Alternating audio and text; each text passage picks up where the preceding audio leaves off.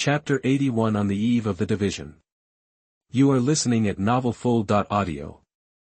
In the quiet night, the first-year students of Hogwarts were whispering to each other, boom, boom, boom. 3 loud noises made the surroundings quiet again, and also woke up Ryan, who was still thinking. It turned out to be Hagrid, who slammed the door with his fist. The door opened automatically immediately. What came into everyone's eyes was a tall black-haired witch with a stern face and wearing an emerald green robe. This was Minerva Mag, the vice principal of Hogwarts and the professor of Transmigration. Professor Mag exchanged a few words with Hagrid, pulled out her wand neatly, and tapped the huge oak door. The door slowly opened wider, and a very spacious hall appeared in front of the young wizards.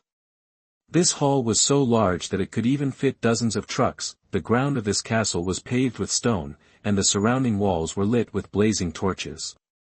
The ceiling was so high that it could not be seen, and the luxurious marble staircase led directly to the upper floor. Then, under the leadership of Professor McGonagall, the freshmen quickly came to a small empty room at the other end of the hall. Professor McGonagall cleared her throat and began to speak. It started with a welcome speech such as "Welcome to Hogwarts," followed by an introduction to the sorting ceremony, and the names of the 4 colleges, namely Gryffindor, Hufflepuff, Ravenclaw and Slytherin. The most important thing is that each college is your home. Wow, isn't Hogwarts? Ryan couldn't help rolling his eyes. This kind of talk can only be listened to. In the 9 years of compulsory education in the previous life, Ryan had heard enough, and even his ears were worn out. Harry and others on the side showed a look of being fooled, speechless, and they would probably understand when they were deducted points. When Professor McGonagall mentioned Slytherin, Ryan clearly saw the expression on Ron's face as if he saw something dirty. After a brief pause, Professor McGonagall introduced the system of adding and subtracting points. Outstanding performance will earn extra points for the college, and any violation will deduct points from the college. At the end of the year, the college with the highest score will receive the College Cup, which is a great honor. At this time, Harry, Ron and others began to be absent-minded. Ron was even hungry again, and his stomach was growling. Hermione and Malfoy looked like their college had won the College Cup. More accurately, they looked like they had made great efforts in the process. However, in Ryan's opinion, these were more like means of scaring children. As long as you have no morals, others cannot be morally blackmailed. Just like Hufflepuff and Ravenclaw never care about these, only Gryffindor and Slytherin would care about these, and even isolate others because of deductions. In a few minutes, the sorting ceremony will be held in front of the entire school. I suggest that you tidy yourself up and be more energetic while waiting. Professor McGonagall concluded. Her eyes wandered over Neville's cloak. The cloak strap was tied under his left ear, and the dirt on Ron's nose, while Harry nervously tried to smooth his hair. Professor McGonagall was unmoved by Harry's messy hair. Obviously, she knew very well that it was just hereditary. The Potter's hair could not be neat, even if they even invented shampoo for it, but it didn't work. Only useless gold galleons continued to flow into the Potter family's vault. I will come to pick you up when it's ready over there, Professor McGonagall said. Please keep quiet while you wait. As soon as Professor McGonagall left, the surroundings immediately became buzzing, which made Ryan feel particularly familiar and kind. Harry finally couldn't help it and began to worry again, asking Ron how to sort. However, Ron was clueless, and the young wizards around him began to feel insecure. Various rumors spread among the crowd. They had to take an exam to test whether the young wizards had prepared. They had to defeat the dragon and snatch the dragon eggs. They were sorted according to psychological tests. Hermione, on the other hand, turned a deaf ear to the outside world and recited the spells she had learned quickly. This had the opposite effect on Harry. The harder Hermione recited, the more blood disappeared from Harry's face. Ron still looked heartless, just holding his stomach and thinking about what to eat tonight. Just when Harry was about to faint and Ryan was about to tell Harry the truth to comfort him, screams like waves appeared one after another. It was ghosts. About 20 pearly white, translucent ghosts appeared from behind the wall, floating in the air, whispering to each other, and completely unaware of the trembling little wizards under them. During the conversation, they were discussing Peeves, whether they should give him a chance, and whether they should expel Peeves from the ghost class. What are you doing here? A ghost wearing a tights with a round ruffled collar suddenly discovered a first-year student. He was Sir Nicholas de Mimsy Porpington, the resident ghost of Gryffindor Tower, also known as Almost Headless Nick. However, no young wizard dared to talk to him, and the only brave Ryan was apologizing and chatting with Penelope and Kate in the hall. New student. I think you are probably preparing to take the test. The fat monk said with a smile, but no young wizard dared to talk to him, just nodded silently. I hope you can be assigned to Hufflepuff. I used to study in that college. The fat monk said patiently, and the whole ghost gave people a kind and sacred feeling, worthy of being a wizard who almost became the Pope when he was alive. At this time, Professor McGonagall came back and asked the little wizards to line up in a single file, and the ghosts floated through the opposite wall and disappeared, after leaving the room, walking through the foyer, and then through the double doors. What appeared in front of the little wizards was a magical, wonderful and magnificent restaurant. The other students are sitting at 4 tables, each table is a different color, green, red, blue, and yellow. Tens of millions of candles floated above the table, illuminating the table. The tables were covered with gleaming gold plates and goblets. There is another long table on the table at the top of the restaurant, which is where the teachers sit. Professor McGonagall took the little wizards over there, have them line up in a row facing the entire upper class, with the teachers behind them. It was really embarrassing. When Ryan came back to his senses, he suddenly discovered that under the flickering candlelight, hundreds of faces like pale lanterns were looking towards him, and ghosts were also mixed in among the students with their hazy eyes. A little silver light, the most powerful white wizard Dumbledore and the Dark Lord Tom Riddle were behind him. Not far away, Kate was winking at him at the Ravenclaw table, while Penelope just smiled and held the gill looked at Ryan. Ryan had no choice but to divert his attention. At this moment, in order to avoid being nervous, Harry looked at the velvet black ceiling, which was dotted with twinkling stars. It was hard to believe that there was really a ceiling above it, as if it were in an open-air environment. Hermione noticed this and whispered, "A spell has been cast here. It looks like the sky outside. I read about it in Hogwarts, a history of the school." Ron looked very impressed and praised him from the side, completely forgetting that there was a teacher standing behind him and his brothers were looking at him from the audience. Ryan only saw the Weasley twins looking like they were making noises, but due to the separation, they didn't say it loudly. Ryan didn't use his superhuman hearing, and spoke meaningfully directly through their lips. Analyzing what they said, it should be roughly, "That red-haired one is my brother, girlfriend or something like that." Percy, on the other hand, was frowning, looking dissatisfied. Chapter 82 Different Branches. You are listening at novelfull.audio. Next, the sorting finally started. The sorting hat, which was placed on the 4-legged stool by Professor McGonagall, started to twist with its pointed head, and at the same time, a wide slit opened on the edge of the hat, that is, its mouth, sang a song. You may think I'm not pretty, but never judge a book by its appearance, that if you can find a prettier hat than mine, that I could eat myself, you can make your bowler hat black and shiny. Make your top hat smooth and crisp, that I am the magic hat used for testing at Hogwarts. Naturally, it is superior to your hat. Any hidden thoughts in your mind, no one can escape the magic hat's golden eyes. Put it on and try it, that I will tell you. Which college should you be assigned to? You may belong to Gryffindor. There is courage buried deep in my heart, their courage and boldness. To make Gryffindor outstanding. You may be a Hufflepuff. The people there are honest and loyal. Hufflepuff students are stoic and honest, not afraid of hard work. That if you are smart, maybe into the wise. Old Ravenclaw, those who are wise and knowledgeable, there they will always meet their comrades. Maybe you'll go to Slytherin, maybe you can make sincere friends here, but those cunning and insidious people will use any means to achieve their goals. Come where me. Don't be afraid. Don't panic. In my hand, even though I don't even have a hand, you're absolutely safe because I'm a thinking magic hat. After singing the long sorting song, the sorting hat bowed politely to everyone around him, as if he was a superstar who had finished singing, and there was intense applause from all around. Ron on the side quickly comforted his sweetheart Harry and made wisecracks. "So, we just need to put on this hat. I want to kill Fred." What he said is like it's about fighting a giant. And Harry really relaxed. Hermione stopped reciting, and even Neville's timid round face began to be filled with confidence. At this time, Professor McGonagall came forward with the parchment. "Whoever's name I call now will put on his hat," sit on the stool, and wait for the sorting. Hannah Abbott, the future Mrs. Longbottom, with 2 golden braids, stumbled out of the queue and put on the sorting hat that just covered her eyes. There was a moment's pause. "Hufflepuff!" cried the hat. The people at the table to the right applauded and cheered Hannah, welcoming her to their table. The fat monk also waved to her happily. "Susan Burns!" "Hufflepuff!"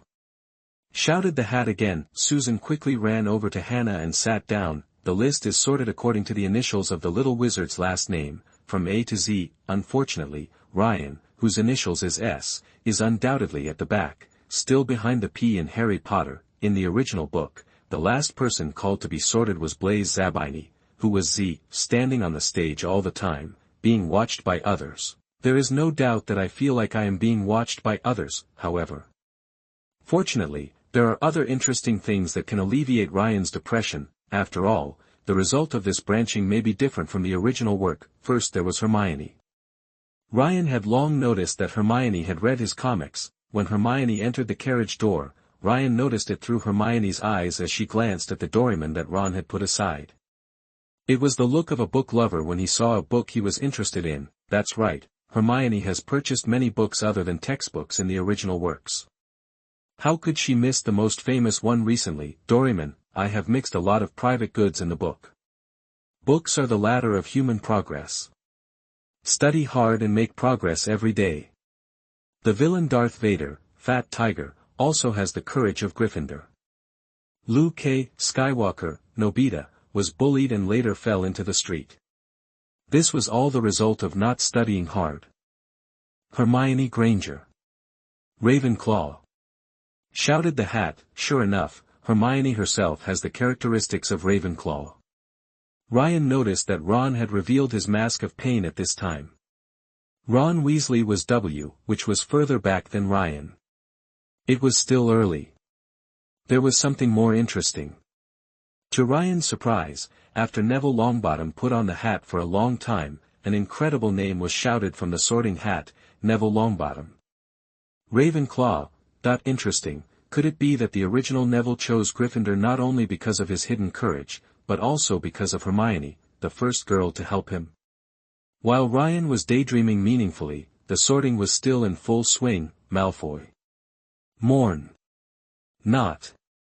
Parkinson, followed by a pair of Patil twins, then came Sally and Pokes, and finally, it was Harry Potter. There was a sudden buzzing and murmur in the dining room like the sizzle of a small flame. Potter, that one next to Lucky Boy Weasley is Harry Potter. Damn, what did I miss? On the side, Malfoy, who had already met up with his friends Crabbe and Goyle and smiled with satisfaction, stared at Harry with an expression that the diamond he had discovered was a more precious antique, completely forgetting his friends, which attracted Ron's angry glare on the stage. This chapter is not over yet. Please click on the next page to continue reading the exciting content. From Harry's perspective, he saw the restaurant crowded with people, everyone looking forward, hoping to see his appearance clearly. Then there is the dark world in the hat and waiting. Well, he heard a tiny voice in his ear, difficult, very difficult. You seem to be very courageous, not bad-hearted, and talented. Oh, my God, that's good, you have a strong desire to prove yourself. So that's very interesting. Where should I put you? Harry held the edge of the stool tightly, thinking to himself, not to Slytherin, not to Slytherin. And, in Harry's subconscious mind, which he himself did not notice, the cats he hated most in his childhood turned into the appearance of Kick, Cher, Mr. Claw and Mau Mau, and then Jerry, which Ryan took out, and finally Jerry turned into a black lion, which turned into rejection of Gryffindor in Harry's mind. Ryan on the stage looked at Harry's back with a hat on and smiled for the first time in a long time. Not going to Slytherin, right? The tiny voice asked. Have you made up your mind? You can do great things, you know, and Slytherin can help you achieve glory in your mind, no doubt about that. Not willing? Well, since you have made up your mind, then you'd better go to Ravenclaw. Harry heard the hat shout out the last name to the whole restaurant. He took off the hat and walked to the Ravenclaw table with trembling legs. He was selected and not sorted into Slytherin, which made him feel relieved. No, Harry. Ron couldn't help shouting, but no one cared now. Snape's eyes widened, Professor Flitwick jumped up excitedly, Quirrell drooped his chin and couldn't close his mouth for a long time, and the most excited were the Gryffindors, and the voices broke out from the farthest table on the left, and at the Ravenclaw table on the second table on the left. The Ravenclaws didn't care about being reserved and cheered, and some even booed the Gryffindors. Quiet. The sorting continues. Dumbledore still looked calm and composed, which disappointed Ryan, who wanted to watch the fun. Chapter 83: An Unexpected Discovery. You are listening at novelfull.audio. Now there are only 5 people waiting for the assignment: Ryan Smith, Lisa Turpin, Dean Thomas, Ron Weasley, and Blaise Zabini. Ryan couldn't help but feel a little disappointed. It seems that Zacharias Smith, this annoying guy, is not in the same grade as Harry Potter. There are many people with the last name Smith in the magic world. There is no relationship between Zacharias and Ryan. Just like Hepzibah Smith, she is a descendant of Hufflepuff. Voldemort got the gold cup and Slytherin locket from her. Zacharias Smith is a student of Hufflepuff College and has also participated in D.A., Dumbledore's army. He is arrogant and gossipy, which makes the Weasley twins have to threaten him with the products of Zonko's joke shop. The biggest reason for him to join D.A. is just because he wants to know more about the rumors that Voldemort is back. Moreover, he was not invited to the meeting at the Hog's Head pub at the beginning. He just happened to hear Hermione invite Ernie Macmillan and Hannah Abbott, and finally had to tell him the details of the meeting. He even pestered Ginny, trying to find out the details of Harry and his group's intrusion into the Ministry of Magic, and was finally cursed by Ginny. What a nasty guy, or do you deserve the last name Smith? Ryan thought while walking forward slowly and unhurriedly. Now Ryan was suddenly exposed in front of everyone. I have seen this brother. Mom, I'm in love again. Why do you say again? Smith. Is he a pure blood? Never mind, I don't care.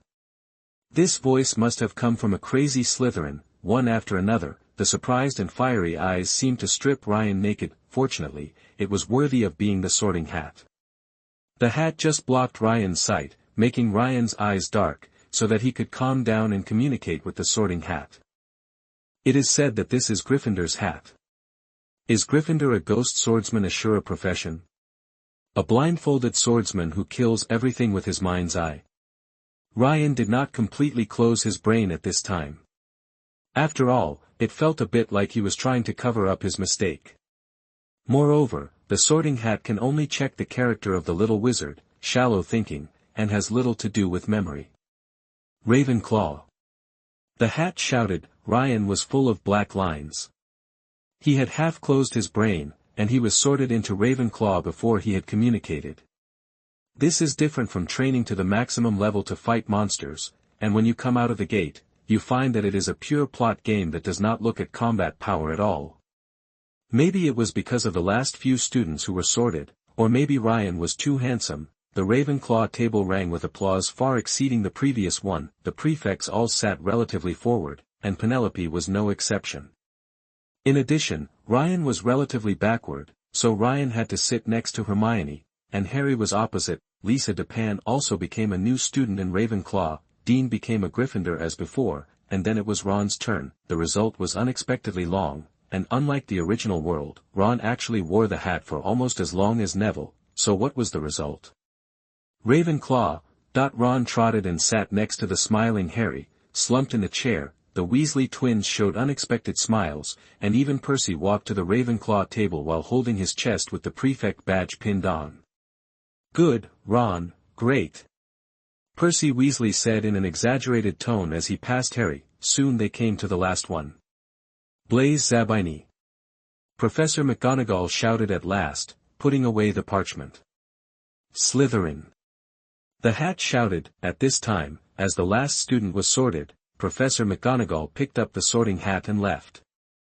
The golden plates in front of them were still empty, and Ron and Harry, who had just feasted, looked as if they had not eaten since they got on the train. Albus Dumbledore stood up, looking at the students with a smile on his face, and stretched out his arms to them. It seemed that nothing could make him happier than seeing the students gathered together. Welcome. He said, welcome everyone to Hogwarts to start the new school year. Before the banquet begins, I want to say a few words. That is, idiot. Crybaby. Scum. Twist. Thank you all. He sat down again, and everyone applauded and cheered. From Harry's perspective, his mysterious wizard friend Ryan Smith suddenly looked shocked when he looked at Dumbledore. Harry felt the same way, and comforted Ryan with understanding. Ryan, do you feel the same? A little crazy. Ryan did not reply, as if he was still trapped in his own world. Percy, the young man with fiery red hair, Ron's brother who had not yet left the Ravenclaw table, replied enthusiastically in a low voice, mad? He is a genius. The best wizard in the world. But you are right, he is a little crazy. How about some potatoes, Harry? Harry realized that the plate in front of him was full of food. Wonderful, really wonderful. In Ryan's eyes, Dumbledore, who had just finished talking nonsense in Harry's eyes, seemed like a scorching sun, or more accurately, two suns. In addition to his own magic power filled with demonic love, Dumbledore is also secretly entangled with a majestic and solemn magic power. Ryan, who knows Dumbledore's private affairs, can think with his feet that the magic power comes from Grindelwald. Ryan began to think, and Ryan's mind began to work. The reconnaissance skills were constantly traced back to that summer along with the magic thread. In Godric's Hollow, they made a blood pact not to hurt each other. The sudden accident destroyed everything, and then there was a long separation. Looking from afar in the United States, using Newt Scamander as a chess piece, indirectly touching each other, feeling the long-lost reunion, in 1945, on the eve of the war, Grindelwald and Dumbledore met again in private, using each other's bodies as a prison, locking each other's parts, and bypassing the blood pact that was more intimate than the relationship between husband and wife. The winner can make a request, and the loser can only observe the world through each other's eyes in the future. And lose his freedom. This blood alliance also took a step closer, entangled the magic and even fate between them. No wonder Grindelwald was willing to stay in Nurmengard, not only because he was defeated, but also because from then on they were like a real one, and could observe the world through each other's eyes. With the good memories of a summer vacation, it is not impossible for Grindelwald to survive decades of prison life. But Dumbledore wanted to stop Grindelwald's atrocities, while Grindelwald hoped to win or regain his lost love. Really interesting. Chapter 84. Nick almost lost his head. You are listening at novelfull.audio. Now in the Hall of Hogwarts, the three wizards who are related to the fate of the wizarding world are all in a mixed state. Harry Potter contains Voldemort, Voldemort contains Quirrell, and Dumbledore contains Grindelwald. Ryan finally thought, and when he came to his senses, he just heard Percy's slander of Dumbledore. Isn't it obvious? Stupid comes from Ravenclaw. They think students from other colleges are stupid. Crybaby comes from Gryffindor. They think students from other colleges are cowards.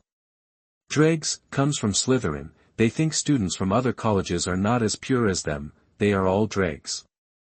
Twisted comes from Hufflepuff. They think students from other colleges are twisted.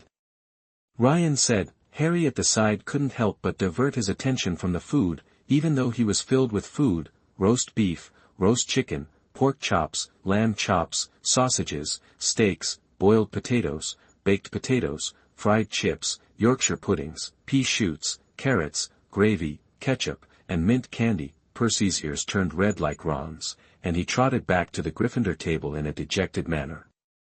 Ron suspected that red ears were a Weasley family trait, just like their red hair. Harry keenly sensed the awkward atmosphere and pretended not to care. In addition, he was a little hungry, so he followed Ron's example and took a little of each dish onto the plate and began to chew. When everyone was immersed in the delicious food and time gradually came to the second half of the meal, the ghosts also joined in.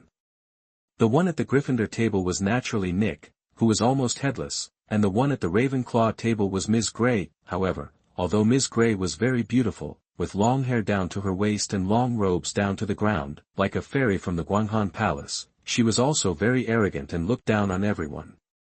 No student dared to approach her. Nick from Gryffindor was much better. At this time, Nick was sadly watching everyone enjoying the food and floating around. Wouldn't you like to have some? Harry should have been half full, so he started a conversation with Nick at the Gryffindor table next to him. I haven't eaten for 400 years. I don't need to eat, but of course I miss their deliciousness. I think I haven't introduced myself yet.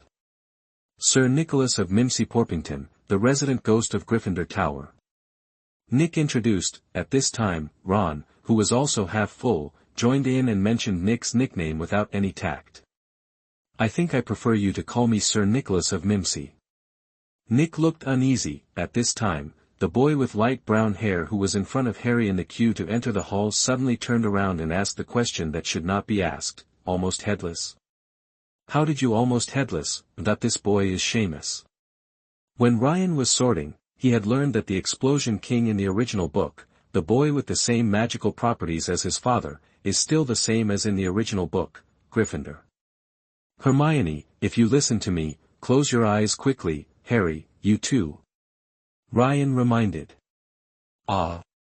Harry's eyes widened even more, and the curious green eyes made Snape in the teacher's seat lose his mind for a while, chewing the sausage that no longer existed on the fork.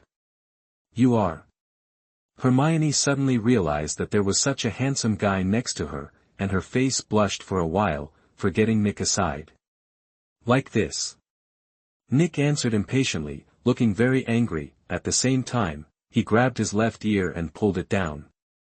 His head swayed and slid down from his neck and rested on his shoulder, revealing an unbearable cross-section. The sound of retching began to come from Harry's surroundings. Some were stunned. Some lucky Gryffindor students who were farther away did not see clearly and cheered for another one. At this time, Nick became happy instead. As expected of the ghost of Gryffindor, he got great positive feedback from his prank. Nick let go of his head, and the skin that had not been broken, like the hinge edge, directly bounced his head back to his neck. Nick turned his head with satisfaction and brainwashed the Gryffindor freshman, saying that Slytherin had won the House Cup for 6 consecutive years and the freshmen must work hard. Then he expressed his anger to the Bloody Baron for no reason, just because he was the ghost of Slytherin. Nick might as well complain to Snape directly. Slytherin's 6 consecutive championships are obviously more related to Snape's partiality. Ryan secretly complained, speaking of which, the Bloody Baron is really radical. Ravenclaw only asked him to chase his daughter Helena, who later became Ravenclaw's ghost Lady Grey, but he confessed and captured her back at the same time. After Helena refused to go back, he suddenly jumped up and stabbed Helena to death with a knife, and finally ended his life with the knife. It's really weird. Ryan doubted whether Barrow was led astray by Gryffindor. As a wizard, he didn't even use a wand. The reason why Helena was so easily defeated was probably because she didn't believe that her dog would be so violent and hurt herself for no reason. However, there is another possibility, that is, Slytherin likes to use cold weapons like his good friend Gryffindor, but he prefers to use a knife, and his apprentice, the Bloody Baron, has learned this. In Ryan's eyes, the Bloody Baron's eyes are dull, and his robe is still stained with the blood of Helena who killed him at that time, shining with a little silver light, and shackles all over his body, like a prisoner. It's really interesting, how can the blood from his life still remain until now, especially the part that doesn't belong to him? How did Baron, who only had a wand and a knife on his body before his death, get the shackles that turned into a ghost, and repent for his behavior? However, this thought was soon broken by Malfoy, who saw that Malfoy's pale face, which had always been self-righteous, was wearing a painful mask because of Baron who refused to leave and sat next to him. It's hard to imagine that such an expression can appear on a human face. Ryan even has the urge to record this scene. Harry on the side seemed very happy about this and ate several bites of steak in one breath. He was so engrossed in watching Malfoy that he accidentally touched Ron's elbow, who was holding fried chicken legs in both hands, and almost choked Ron. Fortunately, Ryan found it in time and saved Ron. Chapter 85 Hermione's Secret. You are listening at novelfull.audio.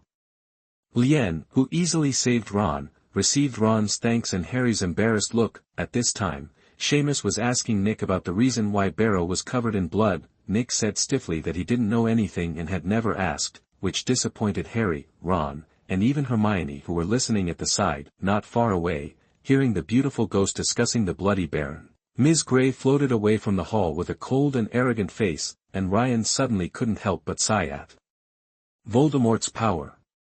For a cold and arrogant 1,000-year-old female ghost like this, Voldemort could easily open her heart with a handsome face and a 7-inch tongue when he was a student, and even get the secret that Ms. Grey didn't reveal until her death. Even when she recalled, she stammered, like a girl in love, I don't know. He is very likable. He seems to be considerate, sympathetic. Lien suddenly felt that Barrow's hair was a little green. In Ryan's opinion, Voldemort's magic power is far less powerful than his handsome face and eloquence.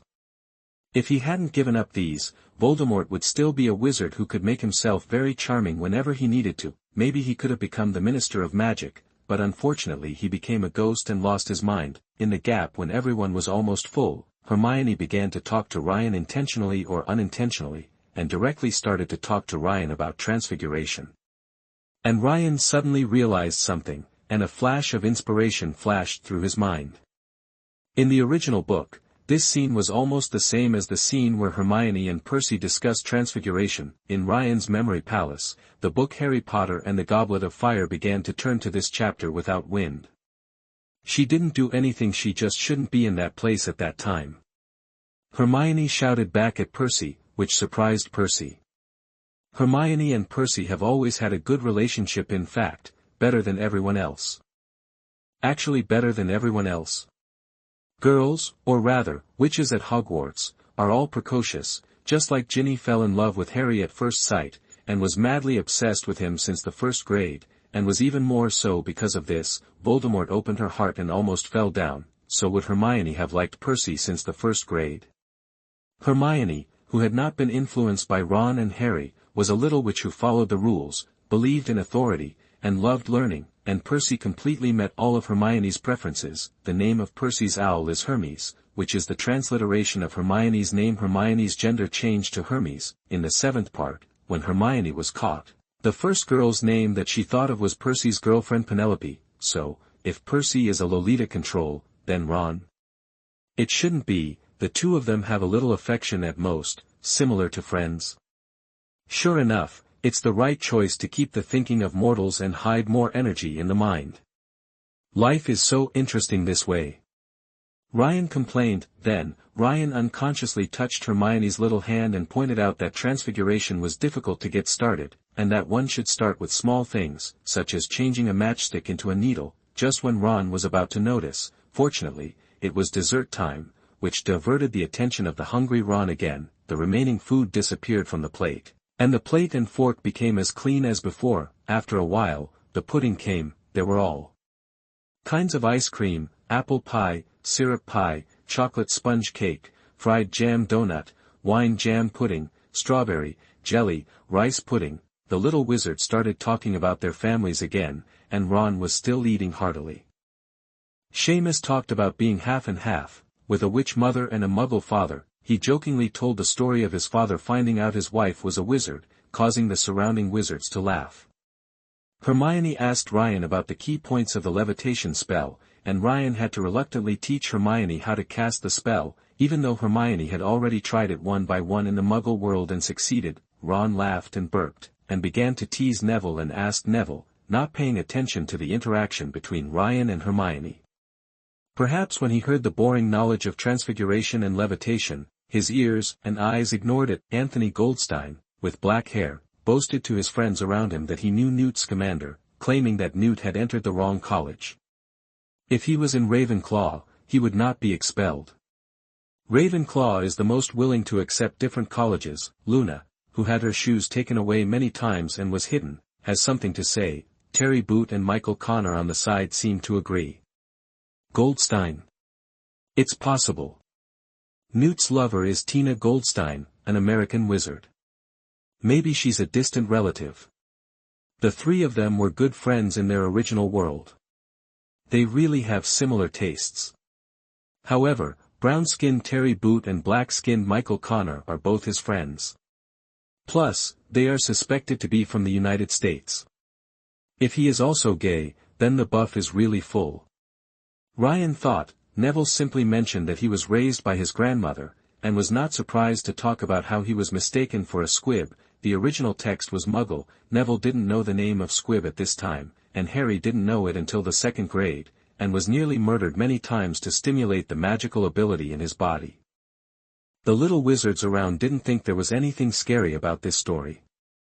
Ryan was still discussing homework with Hermione, and then, oh no, a cold look came from behind his head. It's Penelope. Ryan pretended to be a little tired and skillfully ended the topic with Hermione. Turning his head, Penelope looked dead and stared at Ryan coldly, while Kate on the side was smiling with gloating, eating a few bites of pudding from time to time. Damn it, I can't rest tonight again.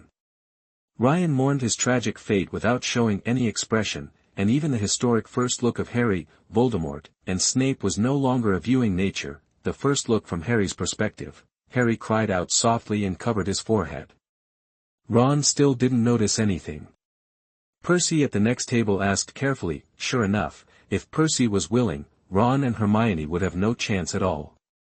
If Percy was willing to change himself and go through some events together, Harry might be pried away. Harry carefully pointed at the teacher with greasy black hair, hooked nose and sallow skin, and asked Percy about his deeds. He never thought that the pain of his scar might be caused by Professor Quirrell next to Snape. Finally, with the disappearance of the last dessert pudding, the meal ended. Chapter 86 Prohibited Items. You are listening at novelfull.audio. In the splendid auditorium, there were only sparse conversations, plus the occasional burp. Dumbledore stood up on the stage and looked around. The restaurant soon became silent. Oh, now that everyone has eaten and drank enough, I want to say a few more words to you. At the beginning of the semester, I want to put forward a few things to pay attention to. Attention first-year students. Students are prohibited from entering the woods on campus. Some of our classmates from the old class should also remember this. Dumbledore glanced at the Weasley twins. Furthermore, Mr. Filch, the administrator, also asked me to remind everyone that this year, several more items are prohibited in the castle.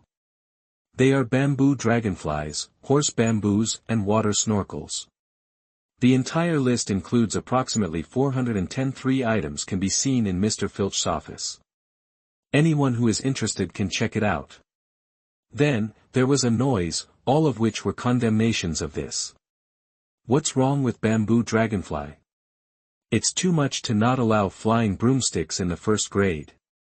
I'm in the second grade. We can carry broomsticks, but the bamboo dragonfly, which can only fly slowly, can't. What's wrong with this school? Can't Hogwarts go underwater? This must be Slytherin's conspiracy. They only allow themselves to enjoy the underwater scenery. What did Maju do wrong again? Okay, the relevant explanation will be posted outside Mr. Filch's office. The review of Quidditch players will be held in the second week of this semester. Students who are interested in participating in the college team please contact Mrs. Huichi. Finally, I must tell everyone that anyone who does not want to suffer an accident and die in pain should not enter the corridor on the right side of the fourth floor. At this time, almost no young wizards paid attention to the following words. Almost all the young wizards started to denounce Filch, and even wrote letters together to apply to Dumbledore to lift the ban. Dumbledore unexpectedly looked at Harry, who was also unmoved and completely uncurious about the fourth floor. At this time, he abandoned Percy again, walked towards Ron's arms, and asked about Maju. What is the underwater breathing tube? Which volumes does it come from? Now, before everyone goes to bed, let's sing the school song together.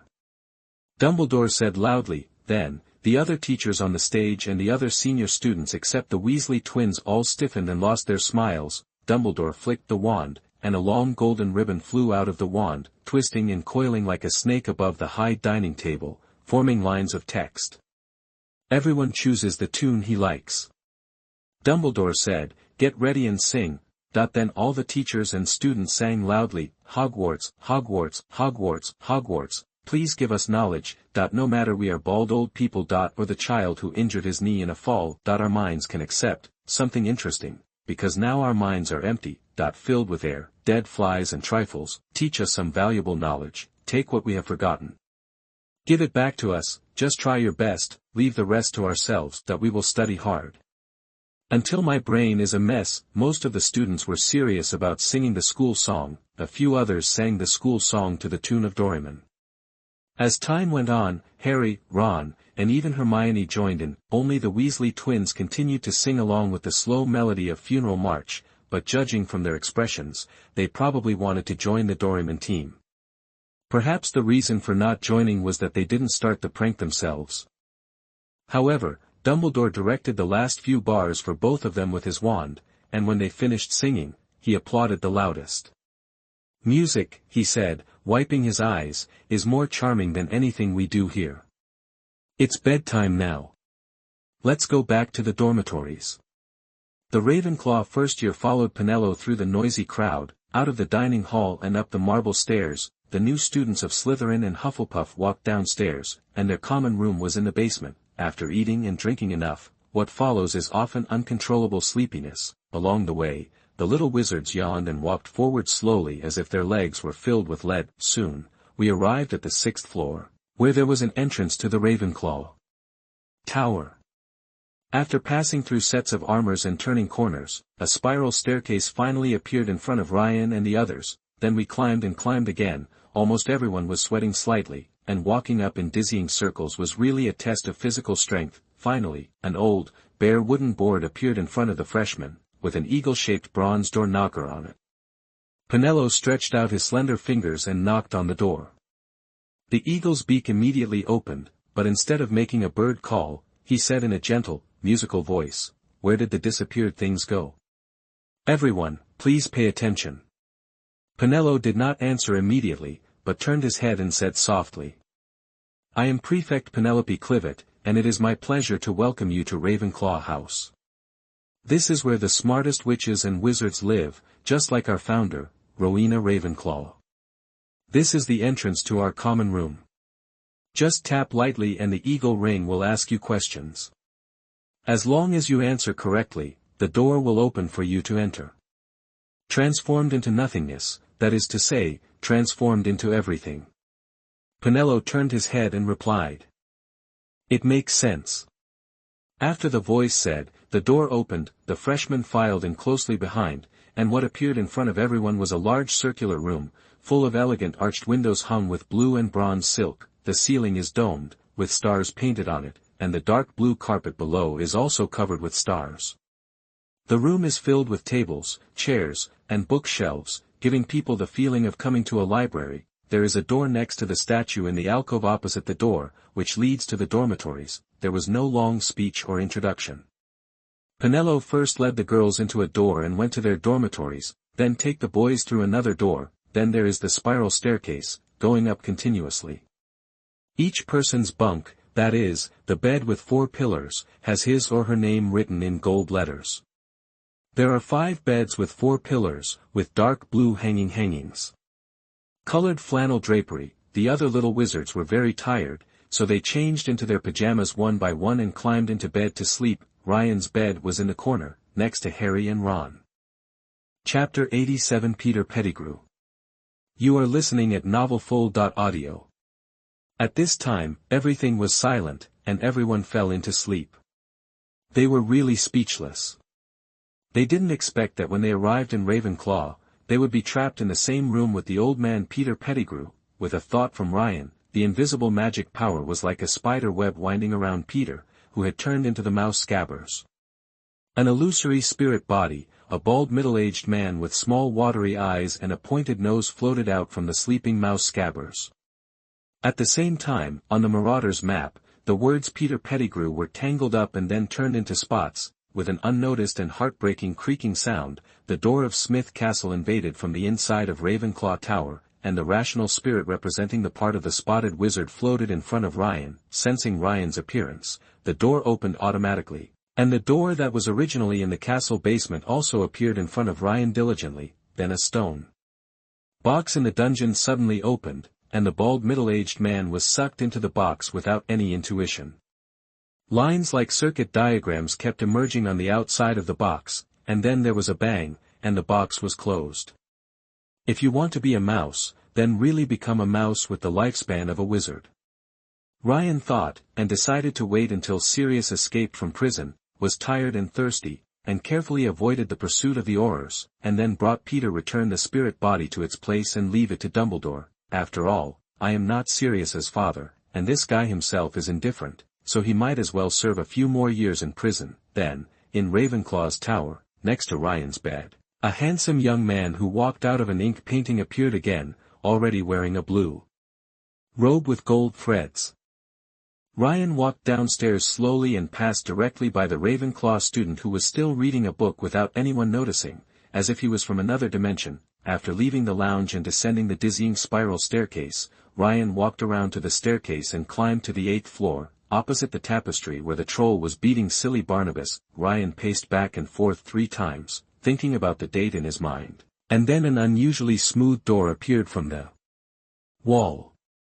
Ryan opened the door. At the same time, as Ryan closed the door, the wall returned to its original state again, as if nothing happened. What appeared in front of Ryan was a room full of pink atmosphere. In the middle of the room, on a huge sofa, Mtlnovel and Kate were flipping through books. However, until Ryan came in, the two of them were still flipping through the books quietly, as if a gust of wind came in, something that shouldn't be here. Mtlnovel rubbed his eyes and turned another page, as if he hadn't heard anything. Kate twitched her ears, looking indifferent. Didn't you ask me to pretend that I don't know you at school? Ryan had a headache and pretended to be stupid. Snap. The book was thrown heavily to the floor on the carpet embroidered with peach blossoms. I told you, you don't have to come to me anymore. Mtlnovel looked in disbelief. Also, do you know Hermione Granger? Kate also closed the book with a snap. Finally, an hour later, Ryan tried his best to say all the sweet words, and everything returned to calm. It was hard for Ryan to imagine that he had such potential. Every time, no matter what went wrong, Ryan could always solve it with words just right. Was he really suffering from social anxiety in his previous life? After another quarter of simple rubbing, Mtlnovel and Kate, who were still ordinary girls in terms of physical strength, walked out of the room of requirement one after another. At the same time, they took out their wands and lit a disappearance charm on themselves. Ryan disappeared directly based on the coordinates left in the dormitory. Early the next morning, the sun shined on Ryan's head through the dark blue curtain. Ryan changed into his school uniform and climbed out of bed. How can I put it, the lighting in the Ravenclaw dormitory is really good. Looking out through the window next to the bed, you can see the beautiful Black Lake. It is very early at this time, and there is no wizard around the Black Lake, only the Forbidden Forest in the distance. Next to Hagrid's hut, a tall figure can be vaguely seen. Looking carefully at the interior, the ground is covered with a star-studded carpet in the same style as the lounge. Looking up, you can only see the ceiling of the dome structure. This dormitory has a total of 6 beds. In addition to Harry and Ron, there are also Terry Boot, Michael Corner and Anthony Goldstein. It's really interesting. If Harry was still a Gryffindor, his roommate would be Dean Thomas, one of Ginny's ex-boyfriends, but even if Harry changed colleges and dormitories, his roommate Michael Corner would still be one of Ginny's ex-boyfriends. What's more interesting is that Dean Thomas is also black. Does Ginny prefer dark skin? Or is this just Rowling's bad taste? In J.K. Rowling's original design, there was actually a lot of background information about Dean, but she never found a suitable place to write it out. His story was included in an early draft of Chamber of Secrets, but she ultimately deleted it, not to upstage Neville and sacrifice some interesting plot points. Dean initially thought he had a pure Muggle family background. He was raised by his mother and stepfather. His father left the family when Dean was very young, which is normal for black people. He lived a happy family life with many half-brothers and sisters. When a letter arrived from Hogwarts, Dean's mother naturally began to suspect that his father was a wizard, but no one discovered the truth. Dean's father never told his wife who he was in order to protect her, and he was killed after refusing to join the Death Eaters. In the original story, Dean discovered all this during his student life. So, in this world, does this hidden story still exist?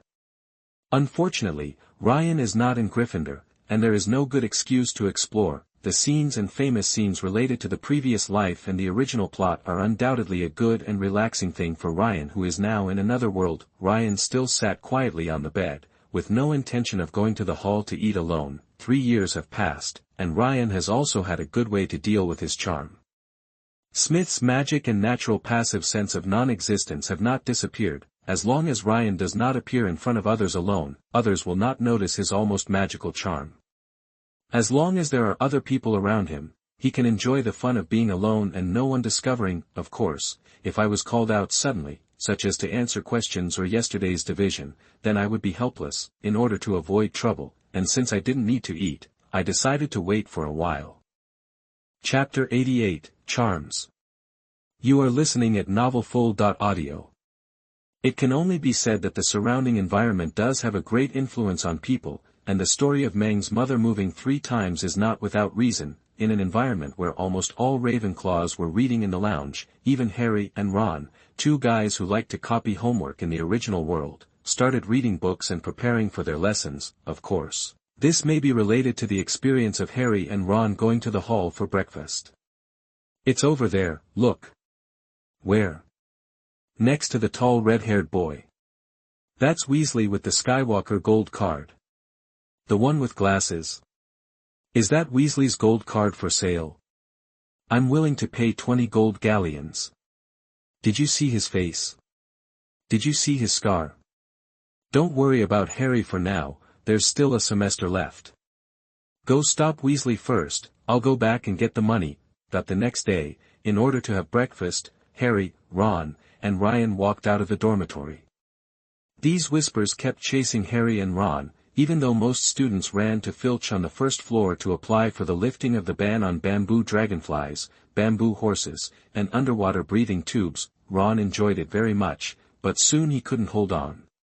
Under the money offensive, he couldn't help but sell the gold card in his hand several times. Students lined up outside the classroom, tiptoeing, wanting to see Harry's true face and stop Ron by the way. In the corridor, they walked past Harry, turned back, stared at Harry, and tried to hold Ron from time to time. This experience made Harry and Ron run back to the common room eagerly after dinner. But they were still stumped by the questions at the door. Fortunately, Ryan was next to them in order to find a substitute to attract attention, otherwise they would have to wait a little longer for other students to answer the questions.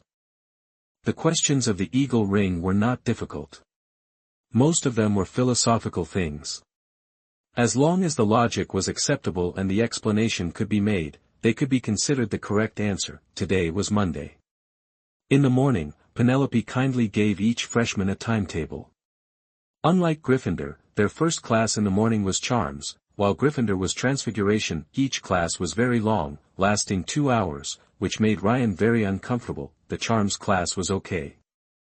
I heard that there would be a 10 to 20 minute break in the middle, but there was almost no break in Transfiguration and Potions. Around 8:40 in the morning, Ryan and his party took the map provided by the Ravenclaw seniors and followed the map to the Charms classroom on the 4th floor. Along the way, even with the map, under the leadership of Hermione, they still arrived at almost 9 o'clock. When the class was about to start, this is because there are a total of 142 staircases in Hogwarts. Some of them are wide and large, some are narrow and small, and shaky, some lead to different places every Friday, some steps will suddenly disappear halfway up, and you have to remember where you should jump over. In addition, there are many doors here. If you ask them to open them impolitely or poke them in the right place, they will not open the door for you. Some doors are not real doors at all, but just solid walls that look like doors. Because of this, even on the 4th floor, it took about 10 minutes to find the Charms classroom. The most important point is that the people in the portraits are constantly visiting each other, even the armor can move, and there is almost no reference. And in order to identify which is the classroom of the Charms class, when opening the door, it will be disturbed by ghosts that suddenly jump out from time to time. Fortunately, on the first day of the first class, everyone gathered in the lounge, set out together, and found the way, otherwise they would definitely be late. The Charms class is a class for Ravenclaws alone, not with Hufflepuffs. Professor Flitwick, who is also the Dean of Ravenclaw, took the roster and called the roll before class. Maybe it was because he had already got Harry Potter. When Harry's name was read, he did not scream excitedly and fall to the ground like in the original world line. Professor Flitwick was surprisingly short and had goblin blood. He stood on a pile of books to give a lecture. In this class, Professor Flitwick spent most of his time talking about the definition and use of spells. He would occasionally pull out his wand and play some tricks to attract everyone's attention. At around 10:20, he asked everyone to take out their wands and taught the first spell, Lumos. Come on, students, read it with me, Lumos, fluorescent flashes. Michael, don't take out your wand yet. The wand lighting spell is simple, but it requires concentration. So, students, please be careful not to accidentally light your wand. This kind of damage to the wand is permanent. So, don't forget its counterspell, read it with me, Nox. Professor Flitwick emphasized, after a simple practice, almost all students mastered it. Professor Flitwick interspersed with Neville and said a few key points from time to time. Professor, Neville's problem is more about the wand. I'm afraid his wand was inherited from someone else, and he hasn't acknowledged it yet. I have a spell here, Transmogrification of Mind. Ryan pulled out his wand and pointed it at Neville's wand. Lumos. Neville blushed and shouted again, and a fluorescent light lit up from the tip of Neville's wand. Incredible, Smith, what's wrong with you? Professor Flitwick said in surprise. My spell can only work temporarily. It can make the wand mistakenly think that it is in the hands of its owner. This chapter is not over yet, please click on the next page to continue reading. The wand with unicorn tail hair is the most loyal wand. If it is not clearly and explicitly handed over to another person by its owner, the wand itself will refuse to use it and hinder the new owner. Neville, you may need to buy a new wand that is more suitable for you. Ryan emphasized. My grandmother. Neville said timidly. I will write to Mrs. Longbottom to explain the situation. Professor Flitwick knows Neville's family conditions. They are not short of money to buy wands. Okay, Ravenclaw plus 10 points. Thank you Smith for letting everyone know the importance of wands. I have another question. I just mentioned that there are other variants of the wand lighting spell and what are their uses? Professor Flitwick prompted. Granger, please speak.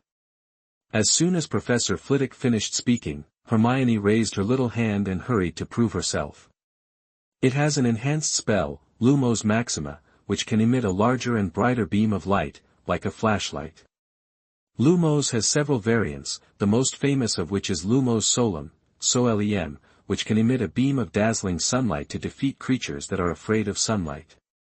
And Hermione talked endlessly.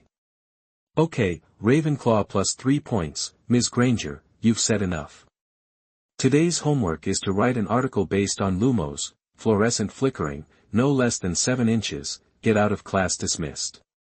Get out of class dismissed, it's already 11 o'clock, there are herbology classes and transfiguration in the afternoon, everyone is hungry, trotting to the Great Hall. Ryan, look at my wand. Ron said with a worried look. Ron, your wand is not a big problem, it recognizes you, but I still suggest that you change to a wand of your own in the future. Ryan suggested. Chapter 89 Hateful Malfoy. You are listening at novelfull.audio. After lunch, it was almost 1 o'clock and the herbology class was about to begin. The herbology class was in the greenhouse outside the castle. Ryan and his group walked through the vegetable garden and soon walked outside the greenhouse. In the herbology class, Ravenclaw and Slytherin took the class together. When they were far away, Malfoy, who had just been playing with his followers Goyle and Crabbe, immediately stopped his actions, pretended to smooth his robes, and stared in Harry's direction. Hello, Pot. Malfoy greeted. I'm glad you didn't become a stupid Gryffindor. As a Ravenclaw, you must have understood who is more qualified to be your friend. Malfoy walked in slowly and spoke in a slow and long-drawn tone. In the words of Xinjiang Women's Channel in his previous life, it was called the aristocratic aria. Ryan couldn't appreciate this tone anyway. It would only make people feel disgusted, rude, and condescending, and Harry naturally didn't like it either. Shut up, Draco Malfoy. Go away with your ridiculous name. Ron rushed out from the side and said sarcastically, if you are very handsome, like the author, if someone says you are ugly, you will probably just laugh it off. People often get angry, mostly because their pain points are touched. Draco's name is this pain point. It is actually an uncommon name. Draco's name means dragon in English, which conforms to the tradition of dark wizard families naming their children with constellations. Malfoy comes from the French mal-foi or Malfoy, which means dishonest and unfaithful, and the pronunciation is very similar to the English word deformity. It's like when you just met someone and he said to you directly, "Hello, I am a deformed dragon." Draco clearly understood this, and his pale cheeks turned slightly red, and he spoke more slowly. "Oh, isn't this Weasley who has too many children to support at home? Let me see, even the wand is old. What new do you have?" "Gold card?" Malfoy asked pretendingly. "Isn't that what you got by chance?" "I think it has already consumed all your good luck in your life. Going against me means the beginning of your bad luck." Crabbe, Goyle, go. Then, "Excuse me, children, what are you doing?" said a kind and short witch, with a patched hat on her flowing hair, and a lot of dirt on her clothes and nails. "Oh, no, Professor," he returned with a subtle irony, glancing at the patches on the witch's hat and the dirt all over her body. Then he smiled foolishly at Crabbe and Goyle for a while, and retreated back to the Slytherin freshman. "Oh, he's really annoying. Did you notice his eyes?" Terry Boot said.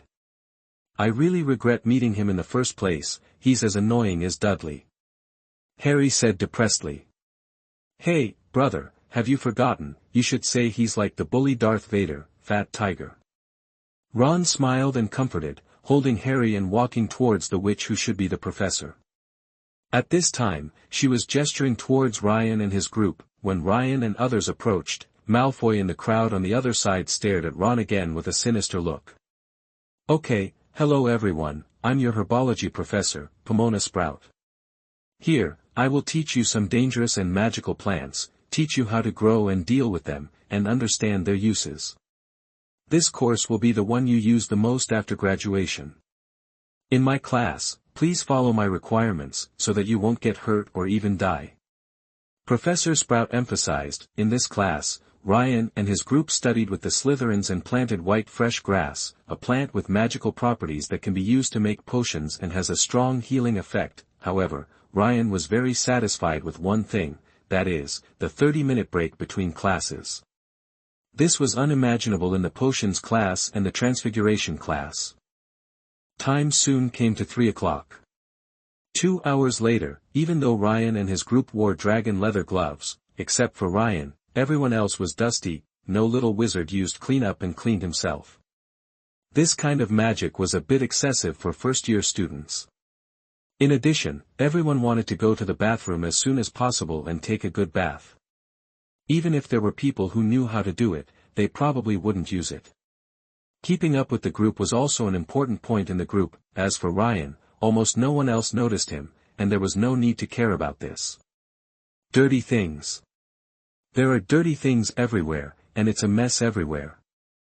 I've had enough. But this also caused Filch to stare at them angrily, his eyes bulging scary, and the flesh on his double chin trembling. Several first-year students passing by took out their wands and cast magic on the dirty floor, trying to clean it up. However, Filch felt insulted and ordered the students who cast magic to follow him and be punished, saying that magic could not be used in the corridor. "He is really a weirdo, isn't he?" Ron complained. Time was very tight. Transfiguration class was from 15:30 to 17:30. After a simple wash, Ryan and others came to the first floor, the Transfiguration classroom. Then, Professor McGonagall showed off her power right from the start, but Ryan was disappointed that Professor McGonagall did not turn into a cat like in the movie, sit on the podium, and then suddenly turn back to her original form. This chapter is not over yet. Please click on the next page to continue reading. Transfiguration is the most complicated and dangerous spell you will learn in Hogwarts. Anyone who makes trouble in my class will be asked to leave and never be allowed to come in again. I have warned you. Then, she turned her desk into a pig, and then back again. Then, almost all the students were immediately attracted by this magical scene, and they were all excited to draw their wands and want to change something. However, in the next hour, no wands were used. Professor McGonagall asked everyone to take out their quills and dip them in ink to write down a lot of complicated and difficult notes. At nearly 4:30, Professor McGonagall gave each student a match and asked them to try to turn the match in their hands into a needle based on what they had said before. Without the presence of Seamus, the king of explosion, there were no sudden explosions in the classroom, but it became relatively calm. Bored Ryan pulled Hermione's hand and continued to instruct. Finally, when the get out of class was about to end, Hermione's match finally turned into a needle. Very good. Ms. Granger, you completed the transformation in the first class, 5 points for Ravenclaw. Professor McGonagall said with a pursed mouth. Ron happily led the people around him to applaud, and Lisa Dupin, who was next to Hermione with brown hair, pestered Hermione to ask for the key points. Finally, it was 5:30, and the day's class ended here. Professor McGonagall also assigned all students except Hermione to write a 10-inch article. Hermione almost raised her hand and asked herself to do her homework, but fortunately Ryan stopped her. Chapter 90, Remarks on the Launch. You are listening at novelfull.audio. The editor said that it will be on the shelves tomorrow. It is the first time to write a book, sign a contract, and put it on the shelves. I don't know how to do it specifically, so tomorrow I may post a little later, not at the fixed 10:30 am, after the shelves are put on the shelves. I will post 2 updates every day. Please subscribe first. If you have any questions later, please speak up in the comment area. P.S. The editor just replied that after 12 noon, I can post VIP coupons in the background.